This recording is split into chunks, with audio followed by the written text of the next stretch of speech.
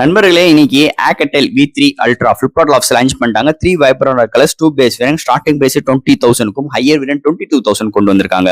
இதோட டிஸ்பிளே 6.8 இன்ச்ல IPS LCD display 120 refresh rate and 650 nits full HD plus டிஸ்பிளேயோட உங்களுக்கு நெஸ்ட் பேப்பர் டெக்னாலஜி ஒரு 4 மோட் கான்செப்ட்ல இந்த டிஸ்பிளே எடுத்து வந்திருக்காங்க. அண்ட் இதோட வெயிட் 196 கிராமும் thickness 8 mm out of the box Android 14 3 OS update கொடுக்க ப்ராமிஸ் பண்ணிருக்காங்க. ஹார்ட்வேர் சைடுல நல்லா சப்போர்ட் பண்ணிருக்காங்க. ஏன்னா eSIM சப்போர்ட் இருக்கு, மெமரி கார்டு 2 யூஸ் பண்ணிக்கலாம், UFS 2.2 இருக்கு, NFC சப்போர்ட் 360 டிகிரி இருக்கு, side mount of fingerprint sensor and studio speaker DTS சப்போர்ட்டோடையும் ப்ராட் பண்ணிருக்காங்க. ஸோ இது மாதிரி நிறைய உங்களுக்கு ஹார்ட்வேர் சைடும் சப்போர்ட் பண்ணிருக்காங்க.